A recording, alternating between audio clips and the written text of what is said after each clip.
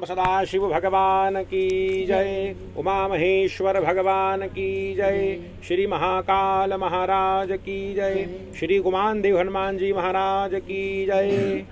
यौ तौ शंख कपाल भूषित करो, मालास्ति मालाधरो, देवो द्वारवत् श्मशान निलयो, नागारी गौवाहनो, द्वित्रिक्षो बलिदक्ष गदनमथनो, श्रीशैलजा वल्लभो, पापम्बो हरतां सदा हरिहरौ, श्रीवत्स गंगाधरौ, श्रीनारायणं नमस्कृत्यं नरं चैव नरोत्तमं, देवीं सरस्वतीं व्यासो ततो जयमुदीरयेत्। उमा महेश्वर भगवान की जय।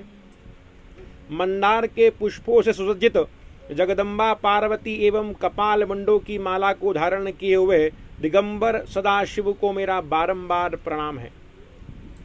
एक समय की बात है कि भगवती पार्वती कैलाश शिखर पर प्रसन्न मुद्रा में बैठे भगवान शंकर से पूछने लगी है कि हे देव देवेश, मैंने ऐसा कौन सा व्रत तप या दान किया जिसके पुण्य प्रभाव से आप जैसा भर्ता आदि मध्य अंत से रहित देवादिदेव मुझे पति के रूप में प्राप्त हुआ है।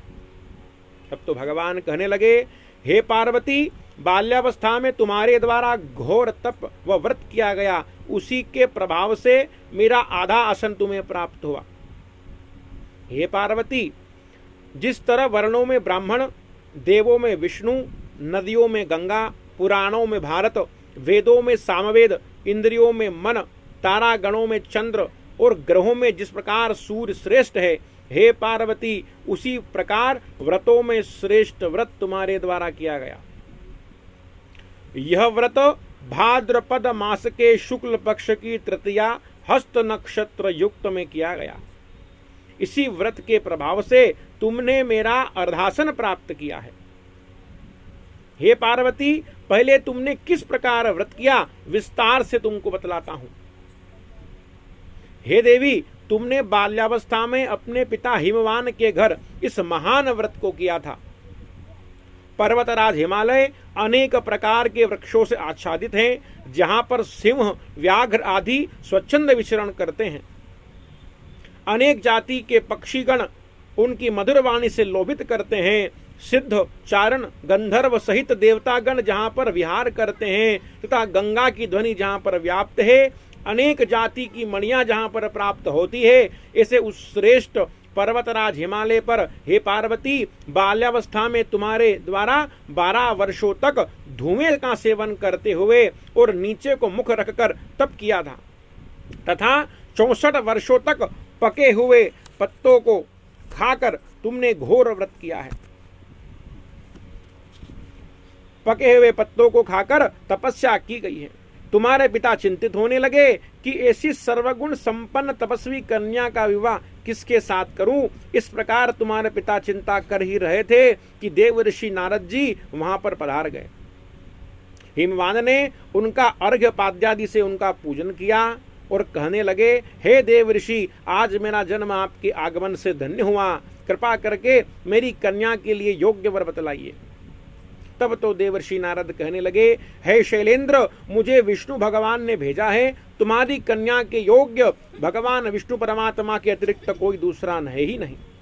ऐसे वचनों को सुनकर हिमवान कहने लगे कि यदि स्वयं वासुदेव मेरी कन्या को मांग रहे हैं तो मुझे बड़ा हर्ष है, मैं उन्हीं से मेरी कन्या का दान करूंगा। इतना सुनते ही नारद जी वहां से सीधे वैकुंठ धाम भगवान वासुदेव के सन्मुख जाकर प्रणाम करके कहने लगे, हे देवादिदेव वासुदेव, आपका विवाह में निश्चित करके आया हूं। इधर हिमवान प्रसन्न हो अपनी कन्या पार्वती के पास जाकर कहने लगे, हे पार्वती, तुम्हारे निमित्त देवर्षि नारद के कथा अनुसार वासुदेव को तुम्हें अर्पण करने का मैंने निश्चय किया है। पिता के इन वचनों को सुनकर पार्वती तुरंत अपनी सखी के घर जाकर सभी वृत्तांत सखी को कह सुनाया। तब तो सखी कहने लगी, हे पार्वती, तू शोक मत कर, तेरे मन में क्या है यह स्पष्ट मुझे बतला। पार्वती कहने लगी, हे सखी, मैं कैलाश शिखर पर रहने वाले भगवान वृषभध्वज को अपना पति मान चुकी हूं, किंतु पिताजी के द्वारा मेरा विवाह अन्य करने का निश्चय जान अब मैं जीवित रहना नहीं चाहती हूं। तब तो सखी कहने लगी, हे पार्वती ध्यान से सुन, भगवान वासुदेव के समान कोई देव नहीं है। इस कारण तुम शोक छोड़ दो और भगवान विष्णु कामदेव से सुंदर हैं तथा भगवान शंकर कामदेव को भस्म करने वाले हैं।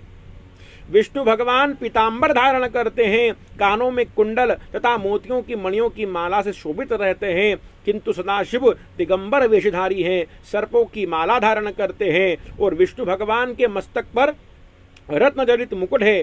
कमल के समान भगवान के सुंदर से नेत्र हैं और वहीं भगवान शंकर जटा मुकुटधारी हैं और लाल नेत्र वाले हैं। भगवान विष्णु चतुर्भुज श्री वत्स चिन्ह से युक्त और पीतांबर तथा वनमाला से शोभित हैं और वहीं पर भगवान सदाशिव दश भुजा वाले हैं, दिगंबर हैं, मुंडों की माला धारण करते हैं, ब्रह्म शिर को धारण करने वाले भयावह हैं। वासुदेव शेष शैया पर आसीन हैं और भगवान शंकर चिता भस्म लगाने वाले हैं। इतना सुन पार्वती कहने लगी, अरे सखी तू अज्ञानी है, तुम मूढ़ है, क्योंकि तू महायोगी ओडरधानी भगवान सदाशिव को नहीं जानती। त्रिलोकी में कोई भी भगवान शंकर के समान नहीं है। इन्हीं की आज्ञा से ब्रह्मा सृष्टि की रचना करते हैं, विष्णु पालन करते हैं और स्वयं भगवान शंकर सृष्टि का लय करते हैं। इन्हीं की कृपा से विष्णु वैकुंठपति कहलाते हैं। इंद्र आदि समस्त देवतागण भगवान सदाशिव के समान कोई दाता नहीं है। इन्हीं के तेज से सूर्य तेज प्राप्त करता है, चंद्र में शीतलता है, समुद्र में गंभीरता है, अग्नि में ताप है, चंदन में सुगंध है और औषधियों में आरोग्यता, सब कुछ भगवान सदाशिव की कृपा से ही है। इन्हीं की आज्ञा से बादल वर्षा करते हैं, सभी ऋतुएं भी इन्हीं की आज्ञा से होती है। यही सारे चर अचर एवं संपूर्ण ब्रह्मांड के रचिता एवं नियंता हैं। सखी ऐसे देवादिदेव को तू क्यों नहीं जानती? तब तो सखी कहने लगी, पार्वती मेरी अज्ञानता तूने नष्ट कर दी। अब हम गहन वन में जाकर के भगवान शंकर की प्रसन्नता के निमित्त उनका गौरी के साथ पूजन करेंगे। ऐसा विचार करके दोनों गहन वन में चली गई और वहां पूजन का आयोजन करने लगी। इधर हिमवान अपनी कन्या को घर घर खोजने लगा, मेरी कन्या कहाँ चली गई? किसी देव दानव किन्नर गंधर्व या किसी देवगण के द्वारा हरण तो नहीं कर लिया गया? अब मैं भगवान गरुड़ध्वज को क्या जवाब दूंगा? मेरी कन्या को कोई सिंह व्याघ्र या भल्लुक तो नहीं खा गया? ऐसा करते हुए विचार करते हुए मूर्छा को प्राप्त हो गए। इधर पार्वती सखी के साथ महान वन में नदी के किनारे पर गुफा में रहकर अन्न जल का परित्याग करके बालू के शिवलिंग की पार्वती के सहित स्थापना कर हस्त नक्षत्र युक्त तृतीया में पूजन किया। उस पूजन के प्रभाव से भगवान सदाशिव का आसन डोलने लगा। तब तो भगवान पार्वती के सन्मुख प्रकट हो गए और कहने लग गए, हे पार्वती तुम्हारी अनन्य भक्ति एवं जागरण से मैं प्रसन्न हूं, तुम वर मांगो। तब तो पार्वती कहने लगी, हे देव यदि आप मुझ पर प्रसन्न हो तो आप ही मुझे भर्ता के रूप में प्राप्त हो। तब तो भगवान शिव तथास्तु कहकर अंतर ध्यान हो गए। तब पार्वती ने प्रभात समय में शिवलिंग का विसर्जन कर पारण किया तथा नदी तट पर सखी के साथ शयन करने लगी। हिमवान भी पार्वती को खोजते खोजते नदी के तट पर गए और पार्वती एवं सखी को गोदी में बैठा करके रुदन करते हुए कहने लगे, हे पुत्री तू इस महान भयानक सिंह व्याघ्र भालू से युक्त इस वन में क्या चली आई? तुम्हारा जो प्रिय होगा वही मैं करूंगा। पार्वती कहने लगी, मैं क्या करती जब आपने मेरी इच्छा के विपरीत मुझे गरुड़ ध्वज को देने का निश्चय कर लिया। हिमवान कहने लगा, हे पुत्री तेरी इच्छा के अनुसार ही तेरा विवाह करूंगा। ऐसा कहकर पार्वती को घर लाए। कुछ समय व्यतीत होने के पश्चात भगवान सदाशिव ने सप्तऋषियों को हिमवान के यहाँ भेजा और पार्वती से विवाह की इच्छा प्रकट की। हिमवान ने कन्या के प्रसन्नता के लिए तथा भगवान शंकर के प्रभाव को जानकर योग्य मुहूर्त में विवाह करने का निश्चय किया। सदाशिव की बारात में सभी देवता गंधर्व सिद्ध चारण उपस्थित हुए।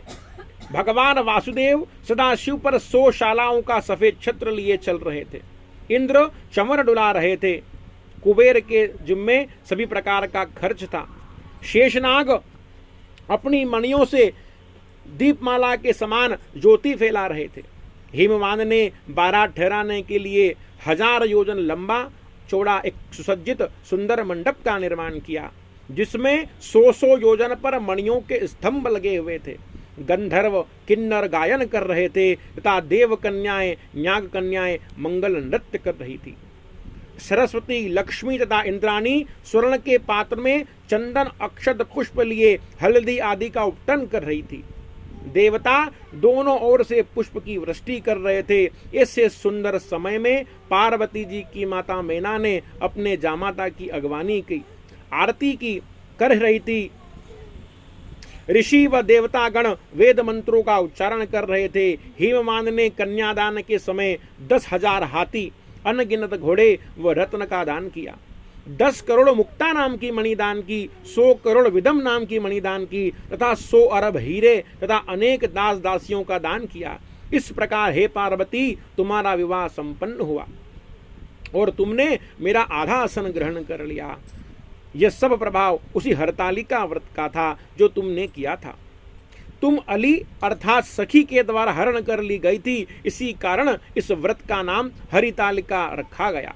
प्रत्येक स्त्री को यह व्रत प्रयत्न करके करना चाहिए। निराहार रहकर व्रत करना चाहिए। शिव पार्वती का पूजन करें, नाना प्रकार के फूल फल आदि अर्पण करें, अनेक प्रकार के सुगंधित द्रव्यों से भगवान उमा महेश्वर का पूजन करें और रात्रि भर जागरण करें। प्रहर प्रहर भगवान का पूजन करें। कथा का श्रवण करें, पुराण तथा आचार्य का पूजन करें।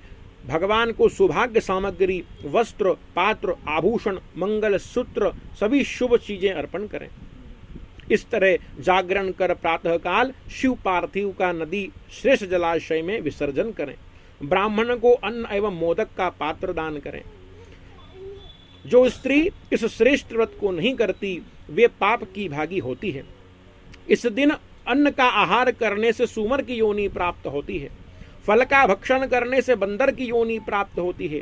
जल पीने से जलोक तथा दूध पीने से सर्पणी की योनि प्राप्त होती है।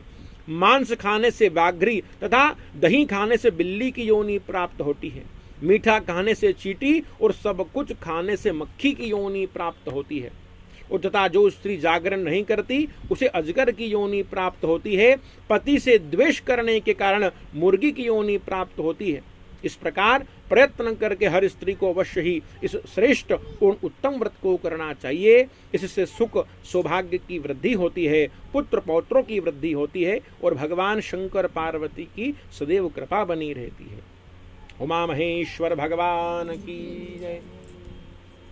सांब सदाशिव भगवान की जय।